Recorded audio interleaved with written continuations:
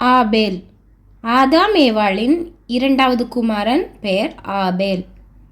ஆபேல் ஆடுகளை மேய்க்கிறவனாயிருந்தான். ஆபேலுடைய சகோதரன் பெயர் காயின். ஆபேலும் காயினும் கர்த்தருக்கு காணிக்கை கொண்டு வந்தார்கள். ஆபேல் தன் மந்தையின் தலையீற்றுகளிலும் அவைகளில் கொழுமையானவைகளிலும் சிலவற்றை கொண்டு வந்தான். கர்த்தர் ஆபேலையும் அவன் காணிக்கையையும் அங்கீகரித்தார். முதலாவது கர்த்தர் ஆபேலை அங்கீகரித்தபடியால் அவனுடைய காணிக்கையும் அங்கீகரிக்கப்பட்டது. கர்த்தர் இருதயங்களை ஆராய்ந்து பார்க்கிறவர். ஆபேலின் இருதயம், அவன் நோக்கமும் காணிக்கையும் அவனுடைய கிரியைகளும் கர்த்தருக்கு முன் நன்மையும் செம்மையானதுமாயிருந்தபடியால் அங்கீகரிக்கப்பட்டது.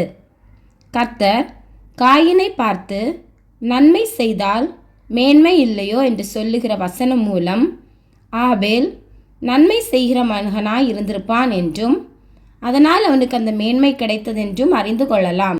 இன்னும் எபிரேயர் 11:4 விசுவாசத்தினாலே ஆபேல் காயினுடைய பலியிலும் மேன்மையான பலியை தேவனுக்கு செலுத்தினான், அதனாலே அவன் நீதிமான் என்று சாட்சி பெற்றான் என்று எழுதியிருக்கிறது.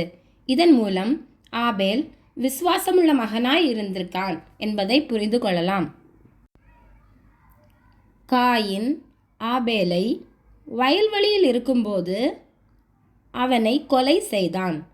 காயின் ஆபேலை கொன்றது வேதாகமத்தில் முதல் கொலை என்று குறிப்பிடப்படுகிறது. ஆபேல் எங்கே என்று காயினை நோக்கி கர்த்தர் கேட்டபோது, நான் அறியேன், என் சகோதரனுக்கு நான் காவலாளியா என்றான் காயின். அதற்கு கர்த்தர், உன் சகோதரனுடைய இரத்தத்தின் சத்தம் பூமியிலிருந்து என்னை நோக்கி கூப்பிடுகிறது என்றார். இரத்தத்தில் சத்தமா? ஆம், இரத்தத்தில் தான் சத்தமும் உயிரும் இருக்கிறது. இந்த ஆபேலின் சத்தம் பரலோகத்தில் இருக்கிற தேவனை நோக்கி சத்தமிட்டிருக்கிறது. நீதியை சரி கட்டும்படியாய் சத்தம் கேட்கப்பட்டிருக்கிறது.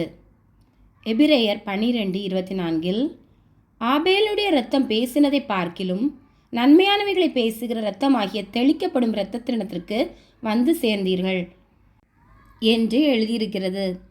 நமக்காகவும் நம்முடைய நன்மைகளுக்காகவும் நம்மை தேவனண்டைக்கு சேர்க்கிறதற்காகவும் நன்மையானவைகளை இன்றும் பேசுகிற இரத்தமான நம் இயேசு கிறிஸ்துவின் இரத்தமே இந்த திரளான மனிதர்களின் மீட்புக்காக இன்றும் பேசுகிறது. ஆமேன்.